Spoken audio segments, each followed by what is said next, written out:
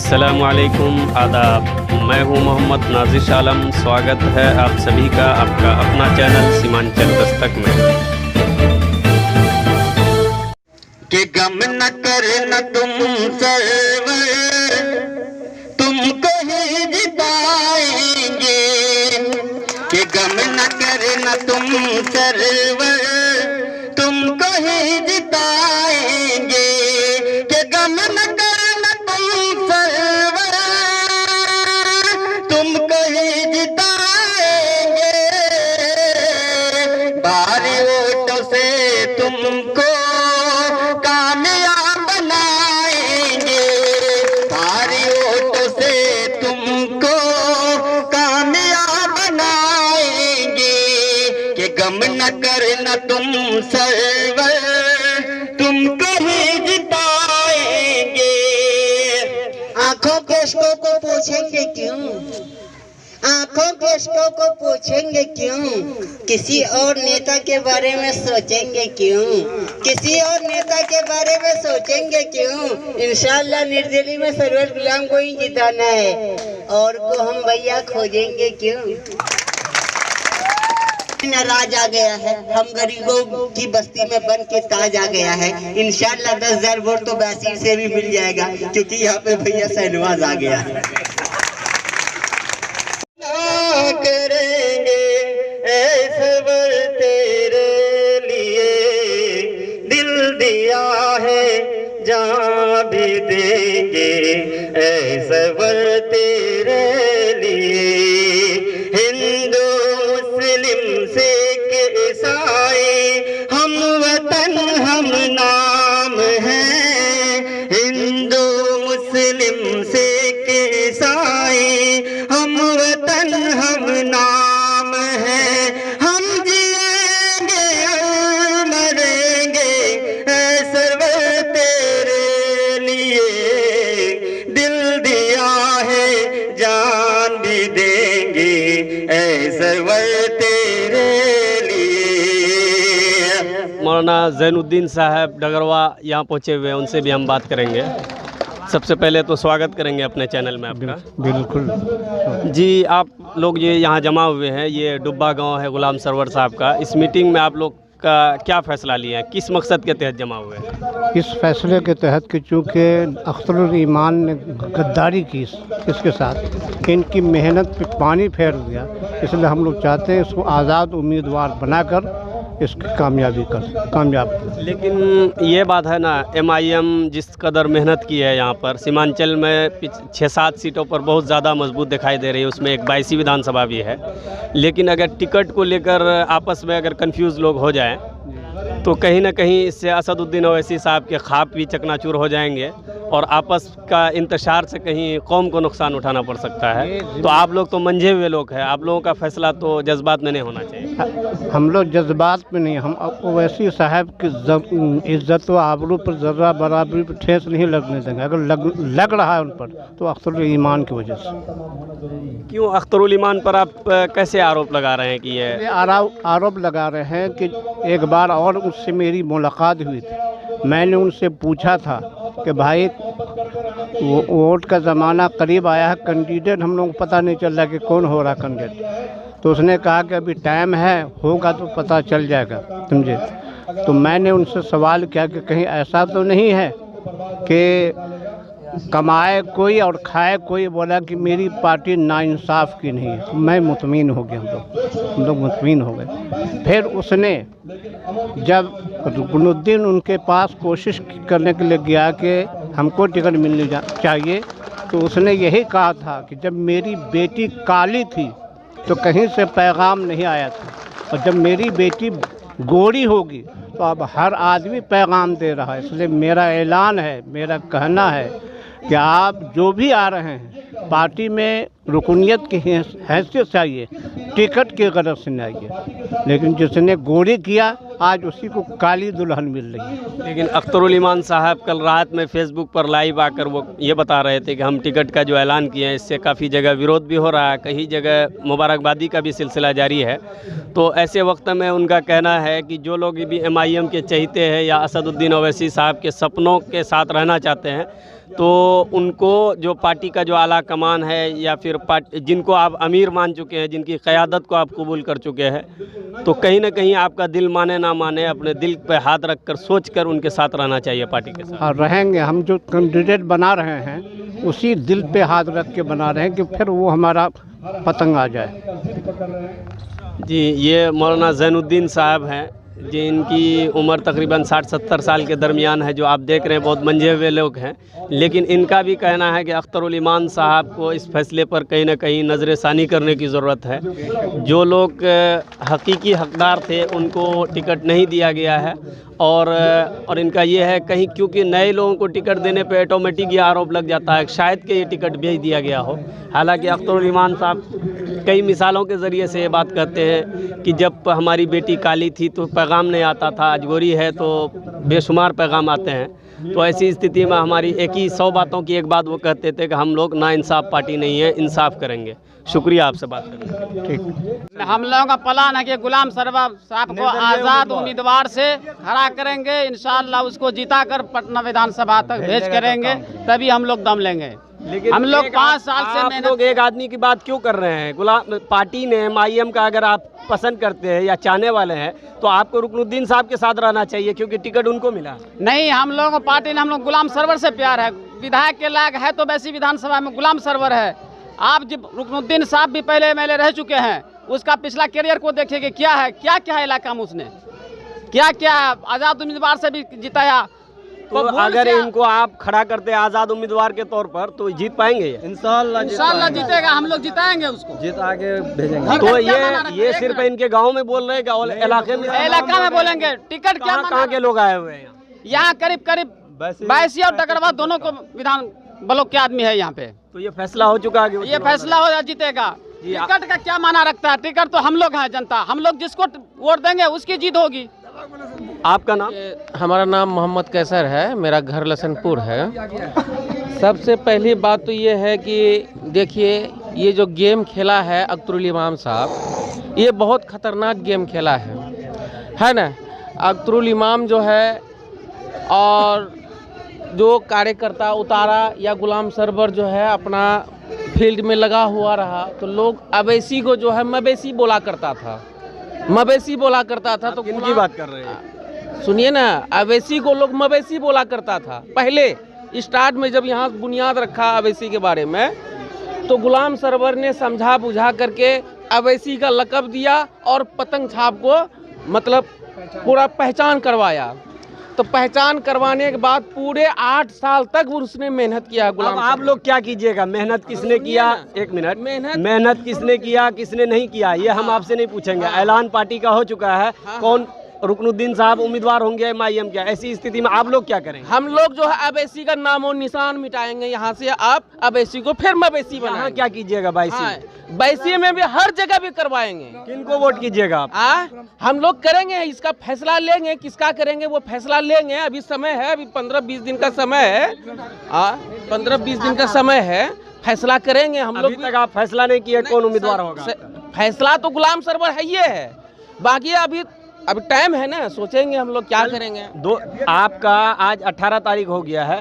सिर्फ 2 दिन का समय है नामांकन में। 1 घंटा में बदल जाता है सब कुछ, आप जानवे करते हैं। 1 घंटा में बदल अभी तक आप लोग तय नहीं किए हैं कि गुलाम सरवर साहब उम्मीदवार होंगे कि नहीं? नहीं, गुलाम सरवर तो उम्मीदवार है ये है। आप उनके साथ खड़े हैं? उनके साथ खड़े हैं, पार्टी के साथ खड़े नहीं? पार्टी के साथ खड़े नहीं है। पार्टी को कौन जानता? क्या नाम है? गुलाम सरवर जमाया। मोहम्मद कैसर। मोहम्मद सलाम जी, आप क्या कहेंगे? अभी जो यहाँ सरवर साहब के यहाँ आ रहा है, सुनने को आ रहा है कि आज़ाद उम्मीदवार ये मैदान में आ रहे हैं, कहाँ तक सच्चाई है? सच्चाई 100% है कि हम लोग साथ में है। वैसे विधानसभा का पूरा जनता साथ में है। सरवर साहब का निर्दलीय उम्मीदवार आप उठिए, MIM को छोड़िए, गोली मारिए, निर्दलीय उम्मीदवार से जिता के हम लोग MIM के पास भेजेंगे।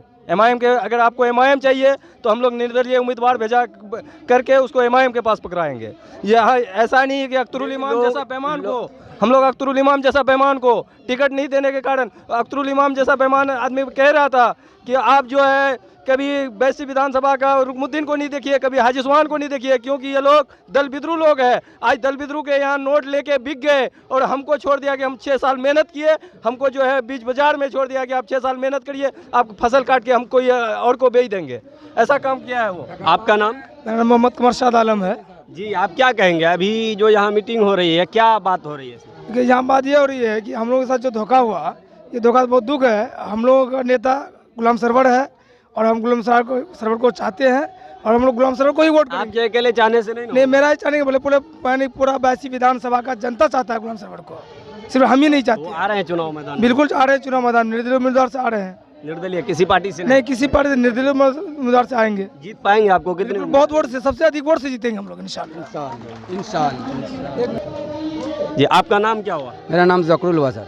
जी, अभी जो चुनाव के लिए यहाँ हम सरवर साहब के घर पे पहुँचे हुए हैं, जैसा कि आप यहाँ आए हैं, तो किस तरह की बात चल रही, क्या प्लान बनाया है? प्लान तो ये बना है कि निर्दलीय से खड़ा करेंगे सर और वोट हम लोग देंगे और दिलाएंगे। लेकिन यहाँ इलाके का माहौल तो अलग था। आज से पहले हम सर्वे कर रहे थे, MIM का बोलबाला है यहाँ। आप किसी निर्दलीय कैंडिडेट को लाएंगे तो कितना लोग एक्सेप्ट करेंगे इसको? तो सही बात है, ये जानकारी आपको भी है कि इनके साथ क्या खेल हुआ।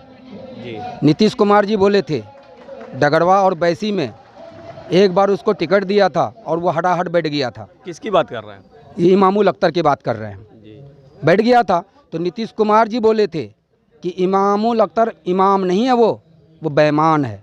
ये अभी तक मुझे याद है। यानी उसी को आज मानते हैं कि आज वो जो है ना दिखा दिया कि वाकई में वो बेईमान है, हम लोग समझ गए। बेईमान की इसमें क्या बात है? 3 कैंडिडेट था, 3 में किसी एक को मिलेगा। अगर एक को मिला तो आप क्यों बेईमान कहते हैं? इसका मतलब है कि इनको मिल जाता तो वो लोग बेईमान कहते।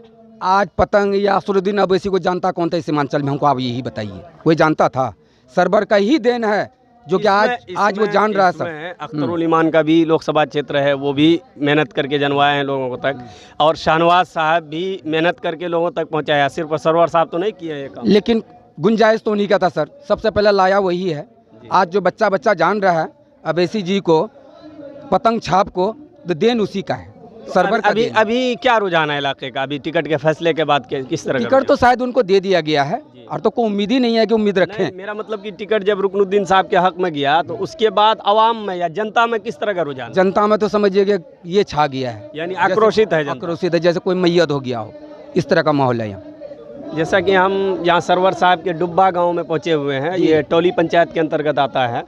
यहाँ लोगों से हम बात कर रहे हैं तो लोगों का साफ कहना है कि हमारे साथ नाइंसाफ़ी हुई है, यानी गुलाम सरवर साहब के साथ नाइंसाफ़ी हुई है, इसलिए गुलाम सरवर साहब को ही हमारा उम्मीदवार होंगे और निर्दलीय भी अगर वो मैदान पर आते हैं तो हम लोग साथ देंगे। और वो लोग यकीन के साथ कहते हैं कि हम इनको जीत भी हासिल करवाएंगे। और कुछ लोगों का ये भी कहना है कि अगर ये जीत जाते हैं तो फिर से हम MIM में इसको शामिल करवाएंगे, हमें MIM से नफरत नहीं है। क्या नाम हो आपका? मेरा मोहम्मद सरवर आलम नाम है। पंचायत आपका? हरखैली पंचायत। जी, अभी जो क्योंकि यहाँ जो मीटिंग हो रही है, यहाँ जो मीटिंग हुई है गुलाम सरवर साहब के घर पर, आप भी आए हुए हैं हरखैली पंचायत से, तो आप लोग क्या सोच के आए हैं? क्या मकसद है यहाँ का? हम लोगों का मकसद ये है कि गुलाम सरवर किसी टिकट का मोहताज नहीं है और बहुत मेहनती आदमी है। हमारे वैसी अनुमंडल के अंदर में इससे बढ़िया नेता हमने आज तक नहीं देखा। इनका जो मेहनत और मशक्क़त है, मुजाहिदा है, इसके वजह से हर वो जनता गुलाम सरवर के नाम से जानता है। गुलाम सरवर को आज़ाद उम्मीदवार बनाएंगे और इंशाअल्लाह इनको पार्लियामेंट विधानसभा भेजेंगे। लेकिन आप लोग इससे पहले जब आप लोगों से बात करते थे, आप लोग पतंग छाप का नारा लगाते थे, लेकिन आज पतंग छाप का टिकट इनको ना मिलकर किसी को मिलता है। अगर आप पार्टी के लिए समर्पित हैं, पार्टी को मजबूत देखना चाहते हैं, तो आपके लिए तो बेहतर ये होता कि पार्टी के फैसले का सम्मान करना था। देखिए, हम लोग गुलाम सरवर को जानते हैं और गुलाम सरवर के लिए मेहनत किए हैं और गुलाम सरवर के लिए मेहनत करेंगे और इंशाअल्लाह इसको जिताएंगे। लोगों के बीच जब जाते हैं तो उनका ये भी कहना होता है कि गुलाम सरवर साहब की मेहनत है, लेकिन कहीं ना कहीं असदुद्दीन ओवैसी साहब या अख्तरुल ईमान की मेहनत भी बहुत बड़ी चीज़ है।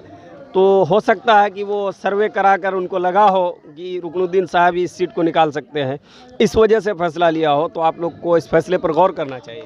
देखिए, सबसे बड़ी बात यह है, जब MIM इस बिहार के अंदर में आई थी तो उस समय किसी को कोई नहीं जानता था। वो गुलाम सरवर का मेहनत था, जो आज ये दिन देखना पड़ा कि गुलाम सरवर इस टिकट अगर मिल जाता है तो ये जीत सुनिश्चित कर सकता है। और इसका ये मतलब ये तय माना जाए कि गुलाम सरवर साहब चुनाव मैदान में आ रहे हैं। एकदम 100% हम तो बोल चुके हैं आपको कि उसको निर्दलीय खड़ा करेंगे और इंशाल्लाह उसको जिता करके विधानसभा भेजेंगे। और हर हुकूक की लड़ाई करता है, ये बात करता है। और दलित, महादलित यानी वर्गों, पिछड़ों, मजदूर सबका बात करते हैं। ये इस तरह का नेता है, हर वो तबके का दिल में बसे हुए हैं।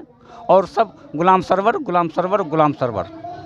क्या नाम बताया आप अपना? मेरा नाम मोहम्मद सरवर आलम, मेरा घर हुआ हरखेली पंचायत, गांव चांद भाटी है।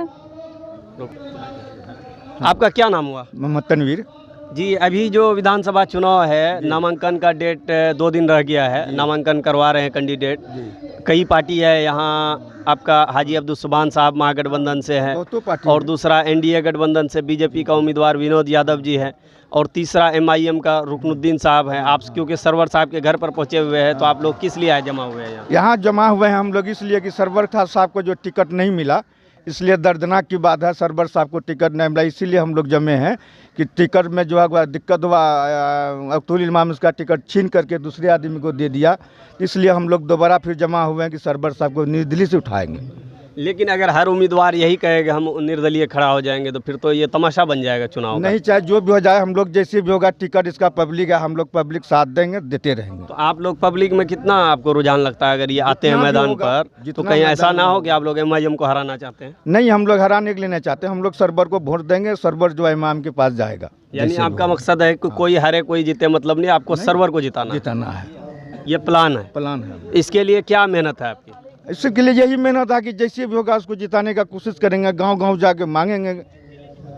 क्या करेंगे आप, यही है ना परेशानी। जब टिकट के फैसले के बाद लोगों का रुझान है इनके तरफ या पतंग की तरफ? नहीं, सरवर के पास है।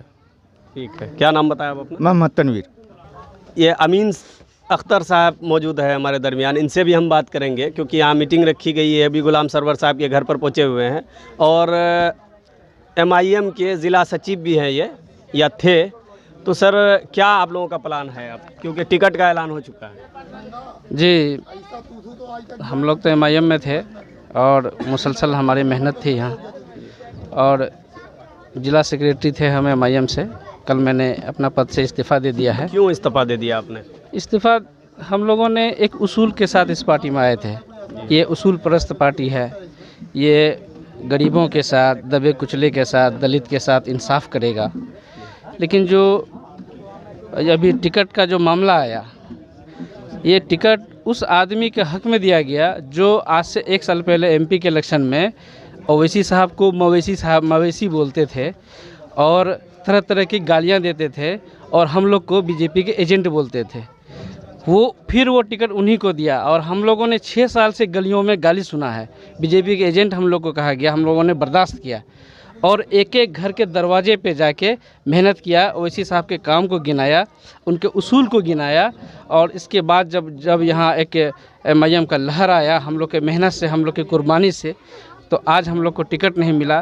तो लगा कि यह पार्टी भी जैसे और पार्टियां हैं, दिगर पार्टियां हैं हिंदुस्तान के अंदर, कांग्रेस है, RJD है, JDU है, भाजपा है, उन्हीं के मैनिफेस्टो पे ये भी चल रहा है। लेकिन सर, इस बात पे अगर देखा जाए कि कौन बुरा कहता था, भला कहता था, लेकिन कहीं ना कहीं आप लोग भी उसी डगर पे चल रहे हैं। कल अगर कोई बुरा कह के इस पार्टी में आके वो शामिल हुए हैं, आज तो आपको टिकट नहीं मिलने पे आप अलग हो जाकर फिर बुरा भला इनको कहेंगे, तो एक ही जैसा हो गया ना।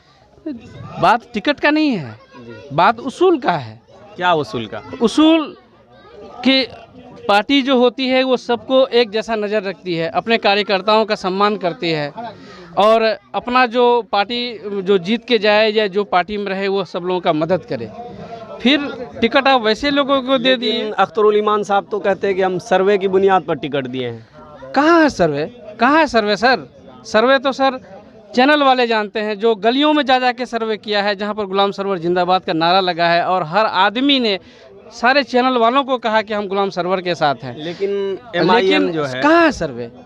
क्योंकि आप MIM से जुड़े हुए थे पिछले 5-6 साल से, इसलिए हम पूछना चाहेंगे कि ये बात कहा जाता है MIM हमेशा खास करके विशेषकर मुसलमानों की बात करती है और दिगर दलितों की भी बात करती है, लेकिन जब कौम की बात आती है कि कौम का जो भी अमीर है, किसी को अगर आप अमीर मान लिए, उनका फैसला तो आपको मानना चाहिए। जी, फैसला मानेंगे, लेकिन हम लोग को भी अकल शऊर है, हम लोग भी समझ सकते हैं। हम लोग समाज सेवा करने के लिए निकले हैं, हम लोग समाज सेवा करते हैं। मैं खुद 3 टर्म में से पैक्स का चेयरमैन हूं। आखिर जनता ने हम पर विश्वास किया तभी तो मैं पहले बार जीता, उसके बाद दोबारा फिर जनता ने जिताया, फिर तीसरे बार हमको निर्विरोध कराया।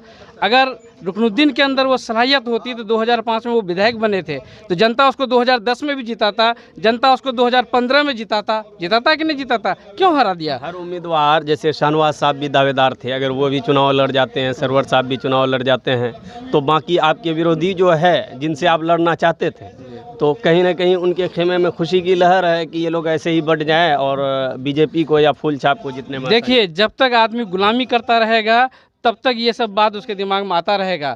हम लोग समाज सेवा करने के लिए निकले हैं और हम लोग समाज सेवा किसी का ठप्पा लगाने के मोहताज हम नहीं हैं। हम समाज के साथ हैं, जनता के साथ हैं, जनता के सुख दुख में हैं, आज भी यहाँ रहेंगे।